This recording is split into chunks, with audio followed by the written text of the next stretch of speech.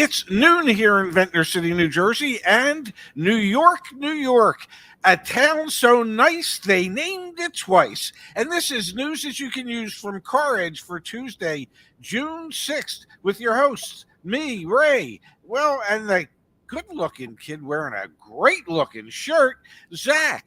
How are you today, handsome? Happy Thursday. Feel very grateful to be here. Excited to spend time with everyone here and, of course, with my dad. Today's show brought to you by CarEdge Concierge Car Buying Service.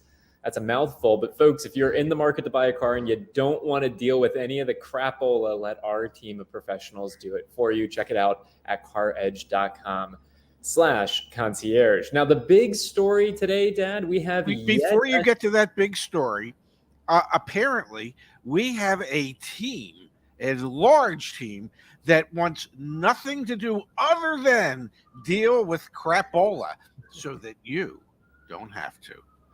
Well said. The big story today, another automaker laying off staff, or excuse me, another dealer group laying off staff. We now have dealer groups and automakers laying people off left and right. Here, I'm going to walk you through some of the recent layoffs. At Stellantis, not only do we have those executives that we talked about last week, we also obviously have had layoffs at the production lines. Here's another example, 199 people laid off at the Ram plant in suburban Detroit. Tesla, they laid off 10% of their staff, but we also have, oh man, I got sirens in the background. This is New York. Baby.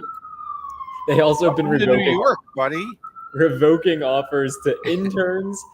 Stellantis moving engineers to offshore to save money. Hyundai is cutting out their plans with some of their investments. And then, of course, the smaller automakers like Lucid and Fisker as well. You have layoffs everywhere, man. What the heck is going on in the auto industry right now? And now you're starting to have them in the large dealer groups. I found it interesting when you look at Lithia, which is the largest publicly traded dealer group in the world, okay? Much bigger than anybody else. And they've decided it's time to cut expenses, employee expenses, at the rate of $150 million. They want to drive personnel costs down. And that is not driving costs down by getting rid of high up executives and C-suite executives. It is getting rid of other employees, including, and I don't know why this took them so long, including the general managers at their underperforming stores. Well, if your stores have been underperforming, why have you kept that general manager? But that could be a topic for a different day. But it just, it indicates how much money these publicly traded groups can make, that I think they're cutting about 6% of their administrative workforce, and that only saves them $150 million. My God, they're raking in the dough. They absolutely are. And all of these layoffs, both happening at the automaker level and at the dealer level, are coming on the heels of record-setting profits for both. So It's like, I've always think about things as like the weather, man. There's hot days, there's cold days, and everything ends up neutralizing in the middle. What's going on is we were at the highest highs for these dealer groups and for these publicly traded automakers, and now we're entering the lowest lows. I mean, the market has completely shifted, and unfortunately, tens of thousands of people are going to lose their jobs up in all of this at both levels. And what's exacerbating this, and this comes from Car Sales Guy over on X, he said yesterday, we're getting multiple truckloads of cars per day. I've never seen inventory build this quickly before. Flooring cost is going to be a hot topic for the remainder of the year. Car Sales Guy is a general manager of a dealership in California. I mean, what's exacerbating this is that inventory is building up. Customers aren't buying cars. And so you have to look for ways to save money. And that's ultimately jobs being cut, jobs being lost. Yes. Floor plan costs are skyrocketing, not only for individual dealerships, but for large dealership groups, because one of the things that Lithia said was that the cost of carrying inventory is becoming burdensome. And so they want to figure out how to turn it more quickly, or maybe turn down some allocations so that they can cut into their floor plan costs, because there's another area that for savings if they can reduce their floor plan expense. So, and if I may, Dad, what was floor plan for these big dealer groups 2 years ago? It was a profit center. it was indeed. Yeah, I remember. I mean, Lithia was coming out saying we were making X tens of millions of dollars per quarter, because what happens in the auto industry, and you've explained this to us time and time again, is the automaker actually provides a subsidy, a floor plan assistance credit on every vehicle that the dealer takes into inventory. Yes. And when they were selling that inventory like that, that just became an extra profit center. Today, with the vehicles sitting for days, weeks, months, there are many cars that have birthdays, have been on dealer lots over a year. It's a huge cost center. And so I guess I'm just trying to like help everyone quantify like how different this environment and industry is today. Let's put it in the terms that people might be able to understand.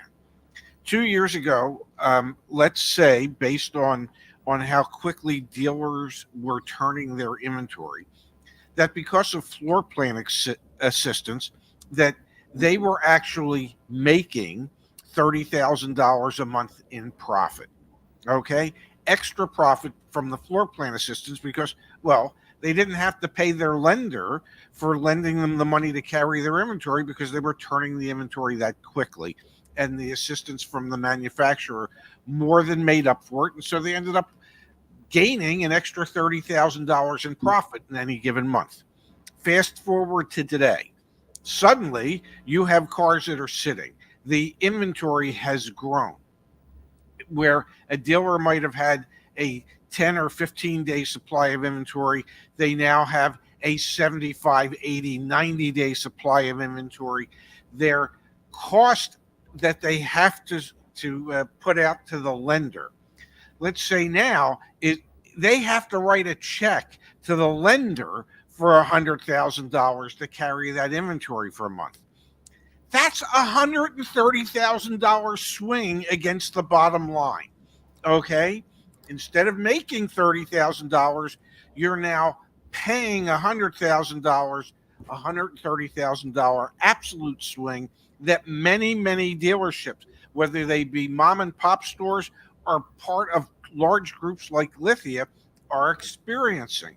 And these floor plan amounts total millions, if not in some cases billions of dollars of interest that's being paid. Great for the bank, great for the captive lender, not so great for the dealer. Should be great for the customer, in the sense that those dealers that understand this extra expense are now looking to make deals in order to relieve themselves of their inventory much more quickly. All right, to that end, I want to pull up on the screen data from Q4 2022. All right, Q4 2022, year over year, this was showing us floor plan expense changes. Dealers were feeling this in Q4 2022, folks. We are already in Q2 of 2024. Penske's floor plan costs had already risen over 600% year over year back in Q4 of 2022. Forgive me, I don't have it prepped, but I'm going to find it really quickly as more sirens go by. I want to look at, Dad, what the new car inventory levels were back in Q4 of 2022 and compare them to what the new car inventory levels are right now, because if I'm not mistaken, they've changed significantly. I'm going to say in Q4 of 2022, average monthly inventory levels were about 1.1 million new cars. You had 1.8 million new cars in dealer inventory in December of 2022, and Penske, one of the major auto dealers out there, had experienced a 600% increase in floor plan cost. There's more than 1 million new units, so 2.8 million plus units in dealer inventory right now. No wonder, Dad, today's show is about layoffs at the dealer level and obviously at the OEM level as well, because those floor plan costs are eating into what previously was a revenue center. This industry is facing a bit of a reckoning after 2 years of massive greed, taking advantage of consumers, record-setting profits. The industry is facing a reckoning. That's how I think about it. Well, it would truly be facing a reckoning if the American public would stop buying cars. We've But I said think it's happening enough. It's happening enough. How else would inventory be building up? We haven't seen incentives rise to the level that you or I want. Although, let's be very clear, there are still deals to be made. But I've got to admit that like inventory rising is both a function of the automaker producing more cars and shoving it down the dealer throat, and consumers not buying them. Right? Like it is happening. Yeah, yes and no. I mean, we just we had Automotive News report this week that the manufacturers that have reported sales for the month are reporting about an 11% increase over May of last year. Don't know how accurate those numbers are, but they're reporting that. 18% of sales were fleet sales, and an unknown number of sales were to dealers themselves. We talked about that earlier in the week. Yes. But having said that, the alleged seasonally adjusted sales rate is up to, for the month of May, was over 16 million cars. That's significantly higher than what it was in quarter 4 of 2022. This is counterintuitive because our business is dependent upon us handling all the crapola that it takes for people to be able to buy a car, and we handle that on their behalf. We need more people to say, no, I'm just not going to take it anymore. I'm not going to buy a car. But those who are still going to buy a car need to only buy it through us. You're starting to sound too much like me, Pops. I hear you loud and clear that we haven't seen the reckoning that you're suggesting, which would be even more significant, would be like real price drops. But we're seeing price drops. We're seeing some normalization. Yes. And I think what we're seeing with regards to layoffs is a strong indicator that the revenues aren't there. And that will force even more aggressive actions in terms of trying to get people to purchase and trying to get people to buy. So I think this is another feather in the cap for the tailwind, lots of jargon today, of a buyer's market. That's what this is, man. This is another demonstration of a buyer's market. This is another indicator. Yeah. That was a much nicer way to say everything that I just, that word spaghetti that just came out of my mouth. Yes. It sounds like you could have worked in Congress.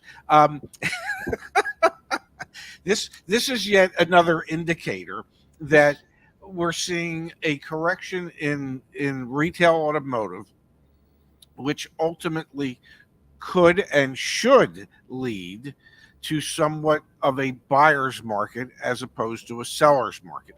We know there have been adjustments. The percentage of dealers that are still adding additional dealer markups, way down. The average gross profit per new vehicle being sold, way down.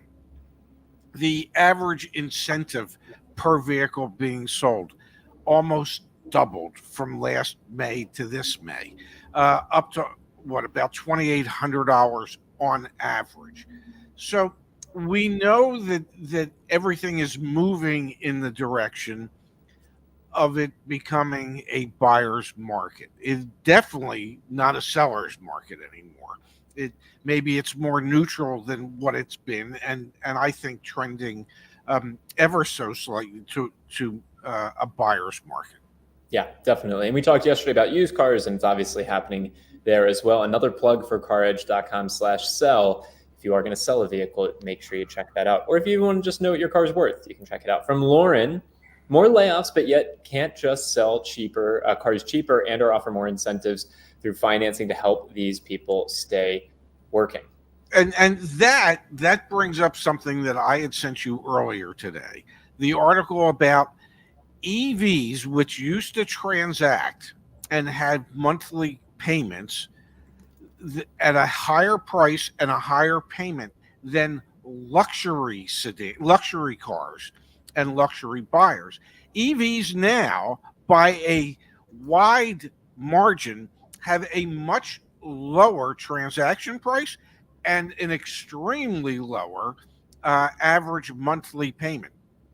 And the reason I was reminded of that because Lauren says, well, couldn't we just sell cars cheaper? Well, the reality is that more and more manufacturers are trying to produce luxury internal combustion engine vehicles, which are making EVs seem relatively inexpensive in comparison to the greater number of luxury vehicles or so-called luxury vehicles that are being produced and marketed by every major manufacturer today. Example of that, Toyota with their Crown had a $45,000 price point. Like, what is Toyota doing? You know, like they're crushing it. They're absolutely crushing it, but they're producing a $45,000, starting price on a Crown. This is a vehicle that is designed on the same chassis as the present day Venza. Okay, and it is the Venza replacement vehicle. Base price on the LE Venza is 36,400 something. Mm-hmm. Base price on the starting Crown Signia, okay, quasi comparable vehicle, allegedly has a few more options, is $44,985. As I said when I sent you the email, what's $8,500 amongst friends? That's an $8,500 price increase. Yes, they have done away with the LE version. So the base version is now the XLE. There's only going to be two versions of this new vehicle, an XLE and a limited, where in the past there were three versions. But even if you take away it's an $8,500 price increase. And so every one of these manufacturers, and last time I checked, Toyota has a luxury division. I believe it's called Lexus. Yep. Okay. But yet that's not enough. They have to produce, on the Toyota side of things, more vehicles that fall into luxury price class. And that's impacting every one of these dealerships and every one of these manufacturers. That's why there will never be enough of the cheaper cars at a cheaper price, because they are still producing way too many of their almost or near luxury type vehicles that are priced like luxury type vehicles, as opposed to their entry level vehicles that more and more people could literally afford. 100%, Dad. Super well said. And yeah, check it out. I dropped the link in the chat. We have our car price inflation guide. You can just Google search car price inflation space CarEdge, and you can see which brands have been most egregious with jacking up the MSRPs. And this is a tactic, either cycling out vehicles to replace vehicles that have higher price points, or we've seen it with trim levels. Like there was a period of time where Honda was no longer producing the entry level trim option on many of their vehicles. And then eventually they came back around and they said, you know what? We made a mistake here. We actually, we want to sell the entry level option. Well, that's because they're still, as limited as the market may seem to be for relatively inexpensive vehicles. And what I mean by relatively inexpensive vehicles are new vehicles priced between $18,000 and $30,000. There are very few cars that are offered, or vehicles that are offered, in those price points. Yes, you can get a nice Nissan Versa in a manual transmission that I guess 90% of Americans couldn't drive. If you were in Europe, they could, but here you can't. But many of the manufacturers are coming to the realization that they still have to have entry-level vehicles to be able to get younger people and less affluent people into the new car market. And the way you do that is with base vehicles, the Versa, a base Chevy Trax or Buick Envista or a base Honda Civic. They don't all have to be XLs and XLEs and LEs and EX. Just some basic transportation. I bet you, if push came to shove, there's people here in this country that would even be willing to roll up their own windows and roll them down when they wanted to let air in. I'm guessing. Let's jump back to the chat, Dad, from Drew. Drew says, Zach, on the main channel video yesterday, is that what your poor concierges deal with every day? Yeah, exactly. Yes. Yeah. Exactly. Yeah. Let's do it for you. And now perhaps you can understand why we have to charge $9.99, because there's an awful lot of crapola that those people have to wade through on your behalf. From John here, the auto industry has got to come out of the Stone Age ways of doing business. 100%. Yes. Agree. Absolutely. Agree. And then we've got a very kind contribution here from Matthew. Thank you, Matthew. My Cadillac dealer called me last week and offered to buy back my 2022 XT4 premium for what I owe if I buy a new one. LOL, I'm not upside down. They have 35 on their lot and 30 more in transit. Matthew, the 2024 Cadillac XT4 is the new vehicle with the highest MSRP increase year over year, a 23% increase in MSRP on the Cadillac XT4 for the 2024 model year. No wonder, Pops, they have 35 of them on their lot and 30 more in transit. Can they keep your payment the same, Matthew? I kind of doubt it. A 23% increase in one model year on the MSRP is absolutely nuts. Yeah. And before you agree to buying it, selling it to them for what you owe, go to CarEdge.com/sell and see what your car is worth for free. See what your car is worth. It's worth it, Matthew. And if you do go through with it, obviously negotiate. From Dreadnought, thank you, Dreadnought. Why do dealerships sell EVs without providing charging stations on their massive lots? Create and establish the infrastructure for your products. That's an interesting idea. Well, I know at the the last group I worked for, we had BMW and Mini on that. We also had Porsche, and we had charging stations set up at the BMW dealership, at the Porsche dealership, and at the Mini dealership. Why others don't do it is it's expensive. It's expensive to do, and if you look at return on investment and how long it's going to take you to get a return on putting in charging stations, and it may be you never get the return you need. It's just something you do as a convenience for your customers.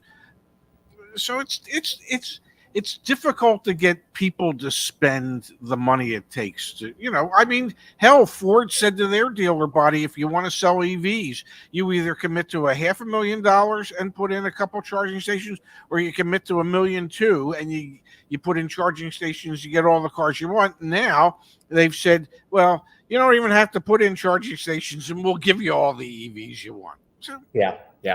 Hey, I want to acknowledge I misspoke a moment ago. The Cadillac CT5, not the XT4. The CT5 is the vehicle who has seen their MSRP increase the most year over year. So I don't know why the XT4 is not selling, man. I don't know. Again, Cadillac CT5 is the vehicle who has had their MSRP increase 23% year over year. I dropped the link to the vehicles whose MSRPs have increased the most in the chat for everyone to take a peek at. All right, shall we keep going in the chat, Pops? A lot of thoughtful contributions. I am here. I'm ready to go. From Matthew Hoskin, Gen Z doesn't even know the window roll gesture. Pops, if you were to pick up your phone, show me how you would answer the phone. Do it. Ready? 3, 2, 1. How do you pick up the phone? Hello. Wow, we both did. No, I actually go like this. I go like this. No. Imagine you didn't have a phone in your hand. How would you show it? Yeah, exactly. I can't do that. Yeah. But kids, young people do this. Really? Yeah, because Well, they're holding the like yeah, anyway, they're holding the brick. I get it. Yeah, this is how you yeah. roll up the window And that's how method. you roll up and down your windows. I didn't even show the international sign for changing the radio station on your 1972 vehicle, which was you either pushed the button that you had locked it in on, and I think, if I remember correctly, there were 5 whole buttons, or you did it like this, and you turned the knob. Whoa. Yeah. Whoa. I remember when they had Seek, and it would seek the next station for you automatically. Yeah. Technology, baby. Let's keep going here from VT Renegade. Hello, Ray and Zach. When I try and use CarEdge to see what my 2023 Dodge Durango SXT Launch Edition with 10,000 miles on it is currently valued at, I get no return offers. Can you please help me understand why? So you now have to, a lot of the dealer groups out there are now requiring that we cannot show their offers like public facing. So you have to create a free account. So that's unfortunately what's happened to a lot of the dealer groups out there, VT. So if you create the free account, you will get offers.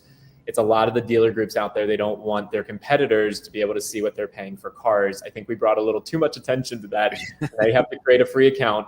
You won't get any email spam or any crap like that, but you have to create a free account to see all of the offers. So please try that, VT Renegade, and let us know. From Justin the Lyman Gardener, I tell you, CDJR in Greer, South Carolina is on overflow while everyone else doesn't have many cars. I say CDJR should go full on electric. I don't think that's going to solve the Chrysler Dodge Jeep Ram oversupply issue. No, but what could solve the oversupply is if one of their full on electric vehicles is parked in the middle of their inventory and the damn thing catches on fire. That could solve their inventory issue. Of course, they would have to be looking for a new insurance company after they pay that claim. We've got here from Daniel saying Car Gurus is no longer offering private party selling. Yeah, we're seeing a lot of like companies in the space like just consolidating. And again, I think it's because the industry's kind of coming to terms or coming to reckoning in some small way. All right, Dad, you ready for our favorite segment of the show? Really? You've got to be kidding me. This is a real email that came in to our support team yesterday. I paid $9,200 for the extended warranty for a 4Runner 2023 that has 1,800 miles on it limited. Sorry I couldn't figure out how much it was with you. Speechless price for a VSC through the dealer. Folks, do not pay $10,000 for a Toyota quote unquote extended warranty. You want to guess what it costs through CarEdge, Dad? I want to say about $1,800. You want to say $1,800 for a 2023? Yeah. Let's test it. Yeah. Let's test it. Yeah. And also, if I may, you really got to be kidding me that you couldn't figure out how to get this to work. This is one of the few things. No, let me rephrase that because that's going to sound bad. This is one of the things that works really, really well on our website. My God, I was high. I mean, Dad, this poor. I say poor. I'm not trying to be condescending, but like this person needs to go to howtocancelmyextendedwarranty.com. We own that. It redirects to a guide that teaches you how to cancel your extended warranty. You do not pay $9,200 for a product that costs $1,000. This is bad. Yes, and in today's day and age, with YouTube, the internet, and everything else, there is no real good excuse for saying I couldn't figure out how to pull up a price from you. You figured out how to contact CarEdge support.